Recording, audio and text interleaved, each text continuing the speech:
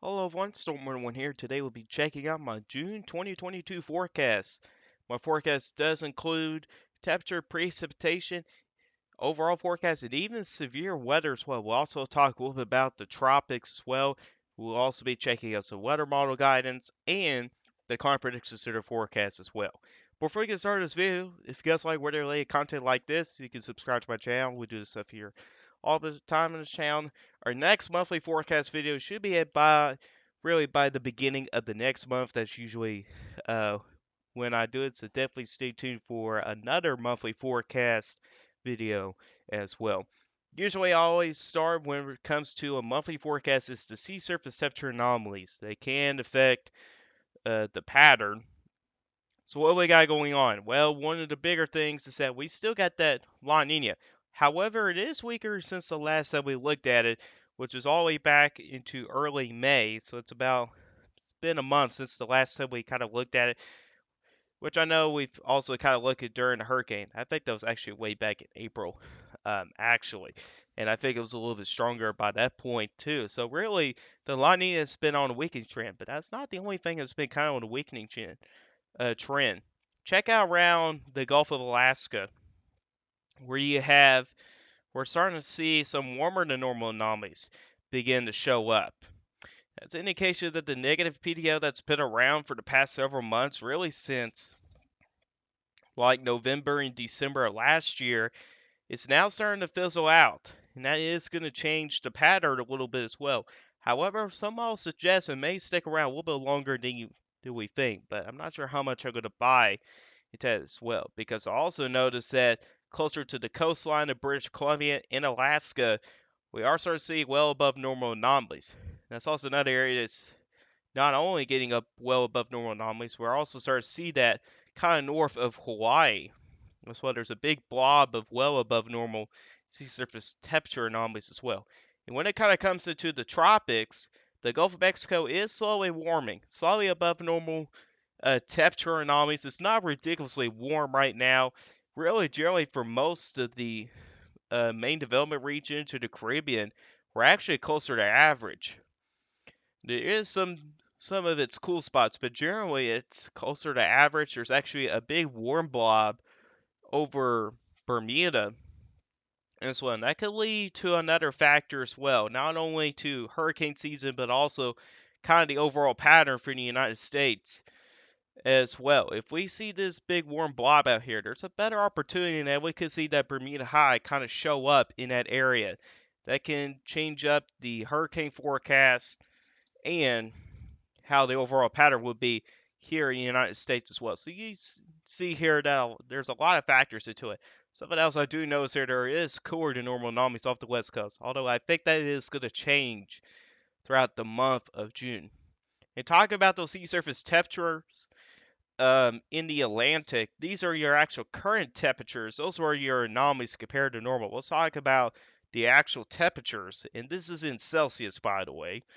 And really anything in the yellows, orange, or red colors, that's favorable for tropical system development. Or in other words, 26 degrees Celsius or higher.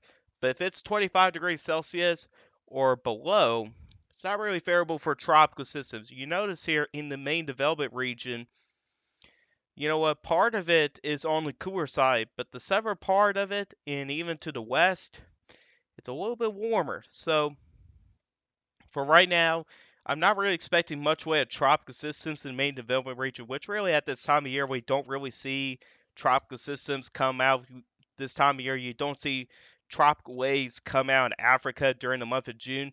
Really, the area to watch for when it comes to tropical systems during the month of June is really in the Caribbean, in the Gulf of Mexico. Those would be the areas to watch. We already have a tropical system ongoing that's currently going on in the southern part of Florida. That's potential tropical cyclone 1. They actually did not name it Tropical Storm Alex, what we thought they were going to, but they didn't.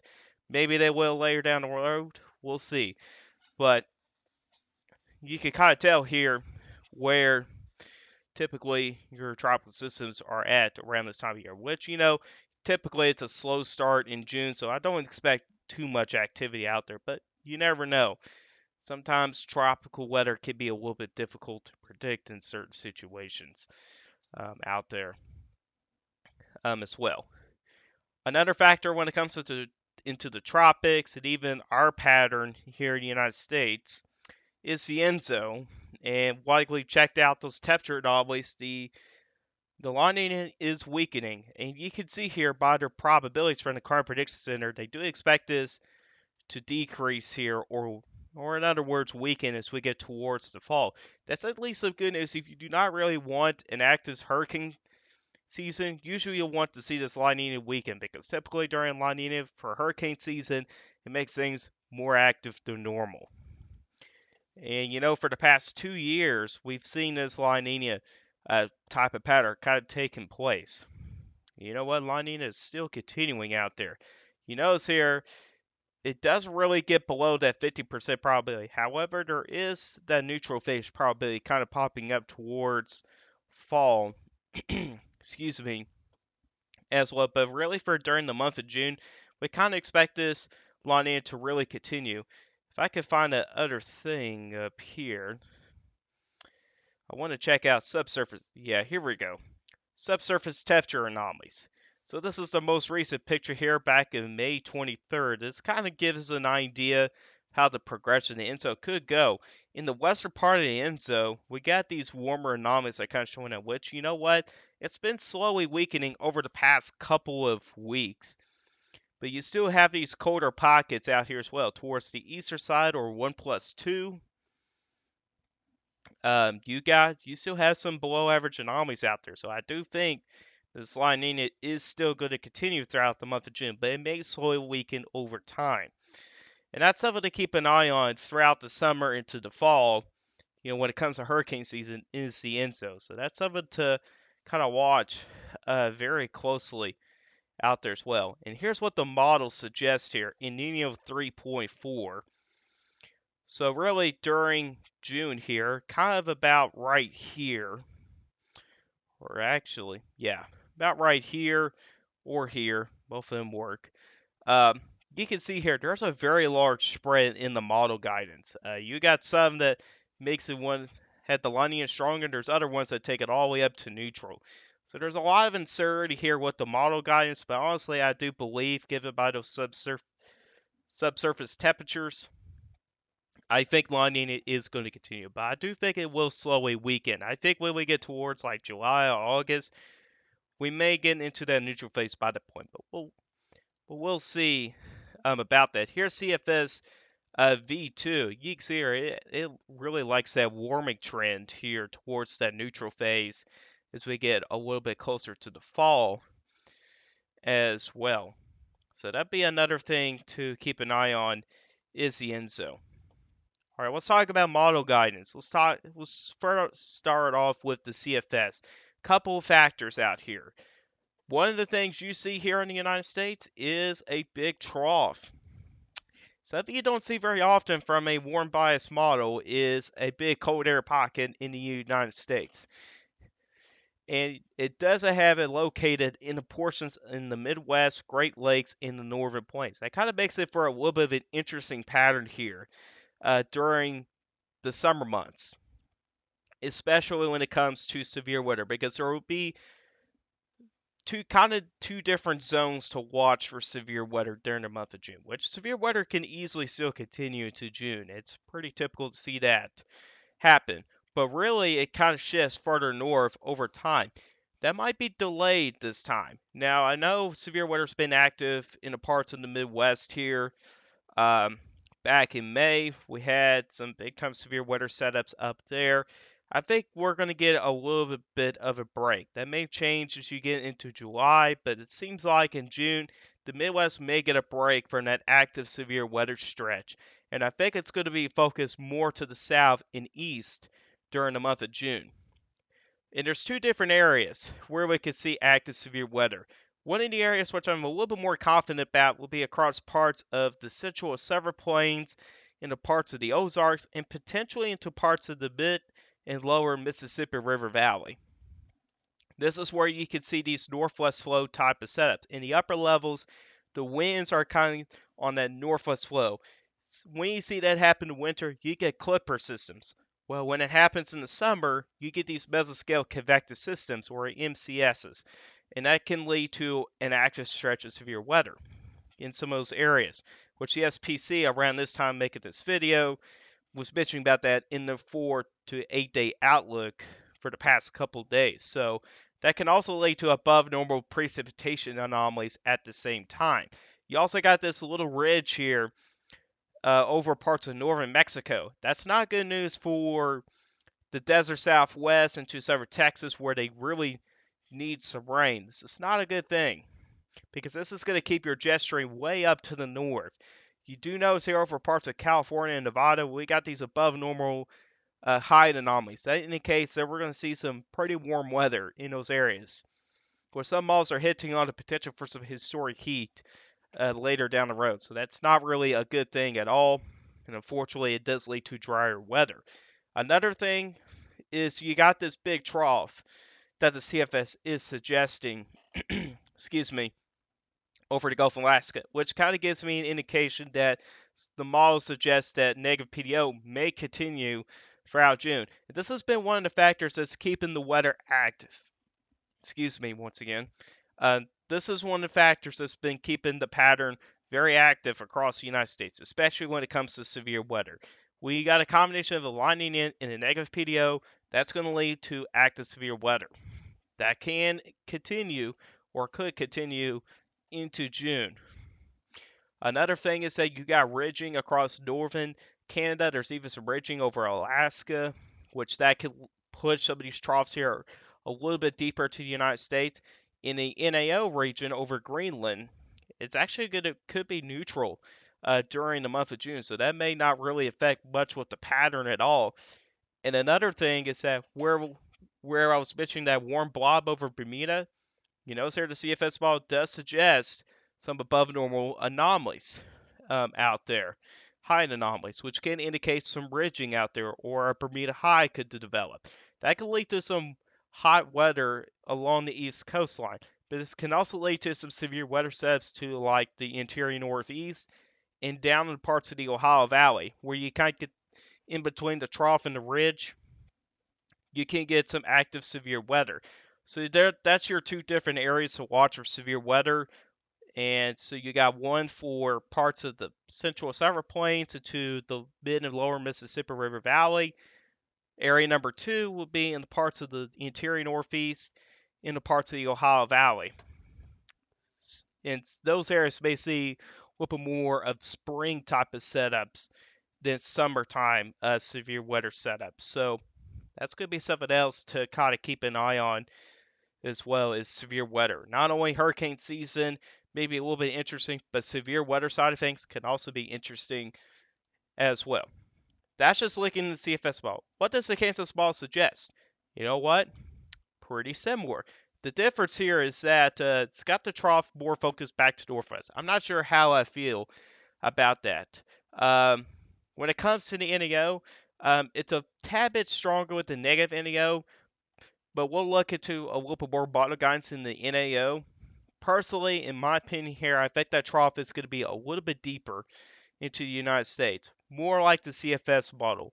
I've seen that with some of the better global models. Unfortunately, I can't show that because I don't have access to it. I've just seen it from other people's posts. They suggest a colder pattern similar to the CFS, but could be a little bit more aggressive. So I think that Kansas Mall may have the trough placed a little bit too far to the northwest. But if that were to verify here, that can make it a little bit different with the pattern here for the northeast. It may be more on the warmer and drier side of things. And it'd be better news for at least for parts of the western U.S. You notice here there's not as much way of ridging across parts of the desert southwest. And that can give more opportunities for rain. But you know what? Once again, after seeing some of the other model guides, which is typically the better ones, they don't really show what the Kansas ball is suggesting. So unfortunately, the Kansas ball could be an outlier. But they're both similar. They are. They do have some similarities out there. And also when it comes to hurricane season with this ridge out here, it's not really a good thing. Because if you were to get a tropical system that were to develop in the Caribbean, where's it going to go? Well, this high pressure system is going to steer these storms into the Gulf of Mexico, and that could lead to the potential for United States landfalls. out there. We already have one tropical system already in several part of Florida. So there's that. And there's a possibility for one or two more tropical systems as well. So that's another thing to keep an eye on as well during the month of June. Let's check out some other things like precipitation anomalies. Let's check out the CFS ball. Kind of shows it decently well here. Excuse me once again. You notice here, for a good chunk of the central and eastern U.S., we're actually could be wetter than normal. I think that could be a good sign here if we, which some areas in the eastern U.S. could use a little bit of rain. I know some areas is abnormally dry right now, so there's at least some good news for areas in the eastern U.S. However, it's not so good news for the western U.S., which honestly, in my opinion, from the CFS model standpoint here, I think this is going to underestimate the drier air. I know it's closer to average across Utah and Arizona, but honestly, in my opinion, I think we're going to be drier than normal, especially if you're going to have a ridge that sets up over northern New Mexico. Usually, especially for monsoon season in the desert southwest, you want high pressure to be like up north because it can drag some of that moisture. Because high pressure, the winds around high pressure goes clockwise and it can bring that moisture from the Gulf of Mexico. This is where you kind of get your monsoon season to kind of come from. With high pressure like this here, it kind of cuts off the moisture from the Gulf of Mexico. Now, there is a possibility you may get a little bit of moisture from the Eastern Pacific, but whenever we're checking out those anomalies out there, they're actually below average, which isn't really a good thing. That means there's not really a good moisture supply here in the parts of the Eastern Pacific. So that's why I think a good chunk of the western U.S. is going to be drier than normal, which you'll see my precipitation map in a little bit. You also notice where I was talking about with severe weather. Look where I was talking about. You got the two areas that we're watching for severe weather. Both of these areas do have above normal precipitation anomalies out there, especially in this particular area here, which I think this will be the better confidence area. I get less confidence in parts of the Ohio Valley and Northeast than parts of the Ozarks vicinity out there. But regardless here, I think there is going to be above normal precipitation for a good chunk of the eastern U.S., even back into parts of the central and maybe even portions of the Several Plains as well. And what I mean by Several Plains, most of Oklahoma could see that possibility for some above normal rainfall, which some areas in parts of Oklahoma can use some rain, even back into Kansas as well.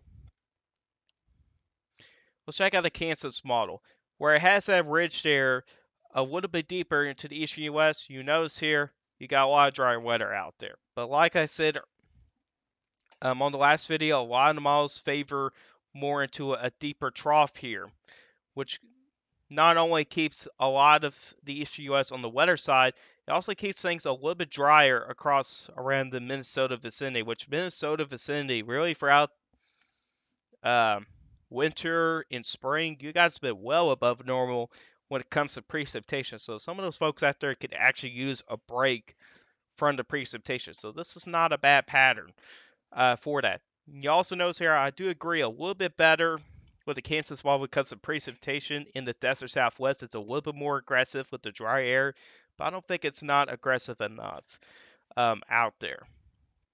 You also notice when it comes to the tropics here, you got a decent amount of above normal anomalies out there as well across parts of the Caribbean into portions of the Gulf of Mexico. That could lead to an indication for some active tropical weather down there as well.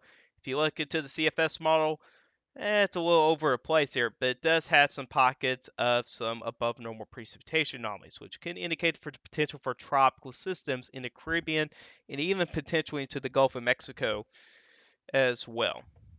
So it'll be another thing to keep an eye on. Alright, let's talk about the temperature anomalies. And like I said earlier in the video, the CFS is like a warm bias model. Well, look, check out these colder than normal anomalies here. It shows this very well. And I have to agree with the CFS model with a type of pattern like this. So you got a lot of cold air in the parts of the central U.S., into parts of the Great Lakes, even into the Midwest. This is not so good news for the desert southwest. You notice here across the desert southwest, including most of California and Nevada, we got well above normal temperatures potentially, which I said earlier in the video, some models hint on a potential big heat wave in those areas, which could lead to record high temperatures.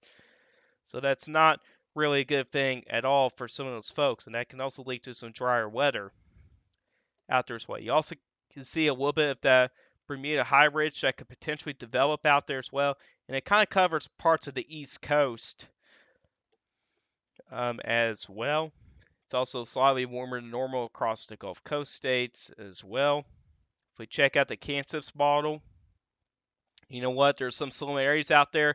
Just keeping that cold air a little bit back to the northwest, which I honestly think it's a little bit too far back to northwest. I think it's going to be a little bit more deeper to the United States as well. But hey, I'm not complaining about below average temperatures during the month of June. If you got below average temperatures during the month of June, the temperatures will be quite pleasant out there.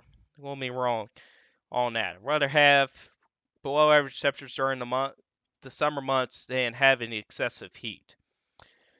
That could just be me. Anyway, as we look into June here once again for the Kansas model, uh, in the desert Southwest, it's not as aggressive here when it comes to those above normal temperatures. Hopefully, the Kansas model will be correct for the desert Southwest, but unfortunately, I think that could be an outlier. But we'll wait and see. Hopefully, the Kansas model will turn out to be correct for the desert Southwest because those folks down there could use some rain and even some cooler weather out there as well. All right, let's talk about those teleconnections. One of the things we talked about with those weather models is the NAO. And you can see here, currently we're in a negative NAO phase, which does lead troughing into parts of the eastern U.S. It keeps the eastern U.S. on the cooler and even on the drier side too. So pretty pleasant couple days.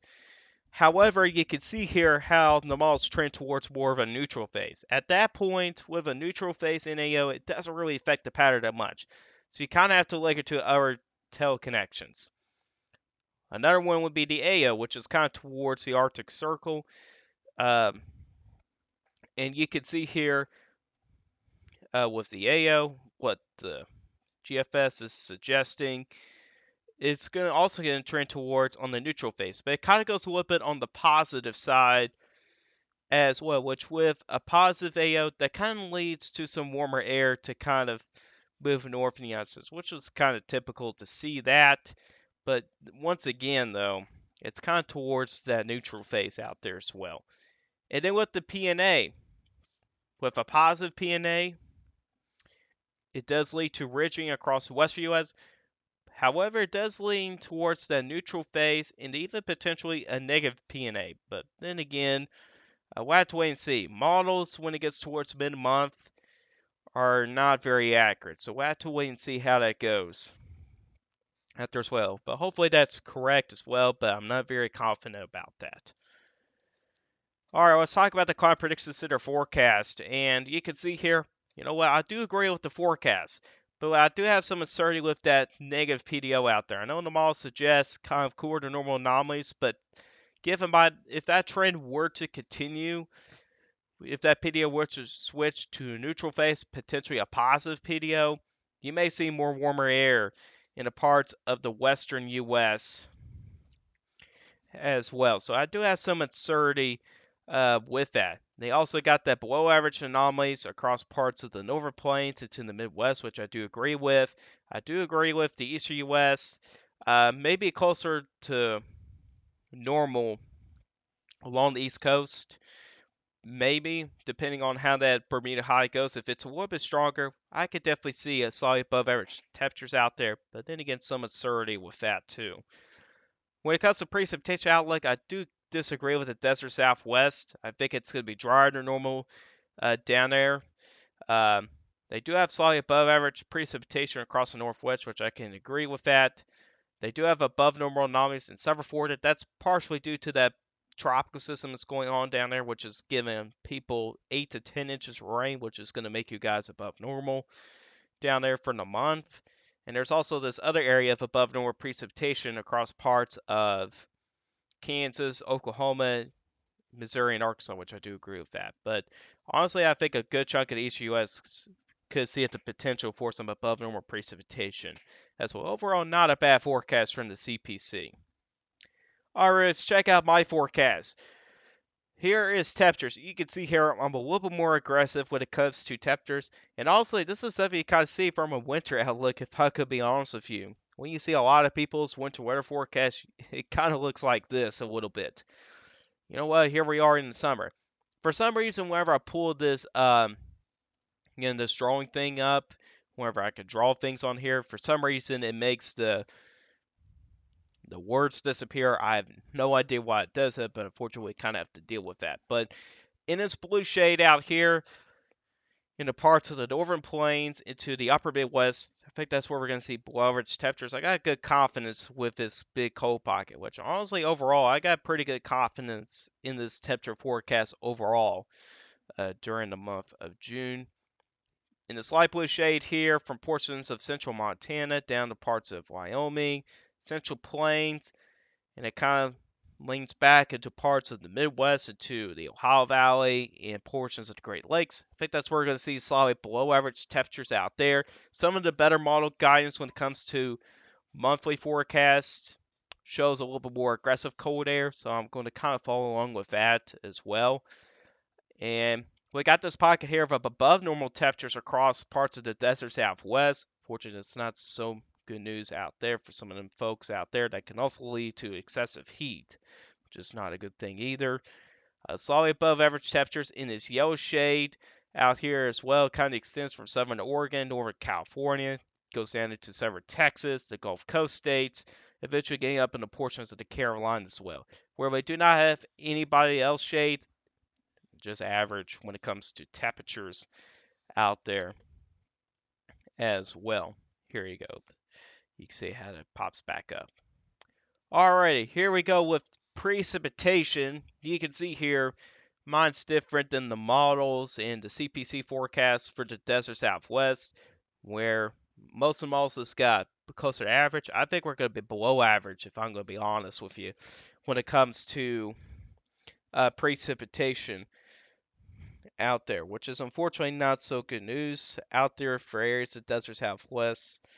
Hopefully it does not verify. Hopefully you guys can at least get some rain out there. I know it sucks, um, but hopefully this forecast for desert Southwest turns out to be wrong. But I'm not sure about that. But in that brown shade out there, below average. In this lighter brown shade, slightly below average. Now, I should note that even though you're in, depending on your averages, even though you may be in the below average region or slight below average area, it doesn't necessarily mean you're not going to see any rain. You can still see some rain out there, but it may not be enough to make you guys closer average. So keep in mind of that as well. In the western part of Washington, that is slightly above average precipitation. Once again, where nobody else is shaded, that is average. So that includes the northern plains into the Midwest and the parts of the Great Lakes. Then we got these two dark green areas. You got one over parts of the Ozarks, and you got another one southern part of Florida. That's above average precipitation. And then you got this large light green area that extends for parts of the central plains, and it pretty much includes the majority of the eastern U.S. I think we're going to be slightly above average precipitation. I think there could be some daily shower and thunderstorm chances. Of course, it's not going to happen like every single day. We'll see some breaks. Currently, we're kind of a break for a lot of areas, but I do think the pattern is going to get a little bit more active into next week as well. You kind of get these popcorn showers of thunderstorms. Some people will see rain, some people not so much. But once I can see some rain, there's a chance you could get slightly above average when it comes to precipitation. It's going to be pretty difficult to kind of pinpoint those showers of thunderstorms, so I think it's going to be easier and kind of safe to say that a good chunk of the eastern U.S. with a pattern like this probably going to be slightly above normal. All right, severe weather, and I think this is going to be quite common sense for the northern plains, upper Midwest to the Great Lakes. Usually around this time of year, most of your severe weather kind of happens to the parts of the central plains and the parts of the Midwest. Generally in this area in here, especially as you get deeper into the summer. And for some of those areas that have seen active severe weather during the month of May, I think we get a little break from the active severe weather stretch. That can return Typically returns in like July and even into parts of August. But I think in June here, I think we're going to be kind of getting a break from that active stretch of severe weather. So I think we're going to be slightly below average out there, especially where malls are in a very strong agreement that we're going to see a lot of troughing up there during the month of June, which will keep you guys slightly below average for severe weather. Does not mean you guys won't see severe weather. I think we can still see some severe weather steps out there, but I don't think it'll be enough to make you guys average or even above average out there. There's a secondary area of slight below average severe weather, and that includes southeastern Colorado, eastern New Mexico, and the parts of Texas, which we've already seen severe weather in the first couple of days of June here, but really after that, I don't really see much way severe weather subs coming up in some of those areas out there. So I think you guys could be slightly below average when it comes to severe weather. And then you get this light red shade or pinkish shade from parts of Kansas and Oklahoma into parts of Missouri and Arkansas, and it kind of bows up into parts of the Tennessee Valley, Ohio Valley, into the portions of the interior Northeast. I think that's where we're going to see slightly above average or slightly above average severe weather. I've kind of already explained that earlier in the video why I think there's going to be some slightly above average severe weather in those areas out there as well. Back in the Ozarks and parts of Mississippi River Valley, we can see those Mexico convective system setups on the northwest flow. In the parts of the Ohio Valley into portions of the Northeast, we can see a little bit more of those springtime severe weather setups out there. I think we can see one or two of those, but there can also be these big time cold front setups out there as well, which can lead to some scattered severe weather on some of those setups as well. All right, last but not least is the overall forecast. In the northwest, in that light green shade, cool and wet, pretty self-explanatory out there. I think we can see a few systems out there, even though the negative PDO may get towards neutral phase. I think we can still see a few systems get up there across portions of the northwest. So I think it's sure going to be cool and wet. And that white shade out there, average, I think that's pretty self-explanatory. Don't think I had to explain that any further. And then you get into that orange shade. And that includes parts of California, southeastern Oregon, southern Idaho, and then extends through portions of the Rockies and eventually down into the Gulf Coast of Texas. It's hot and dry.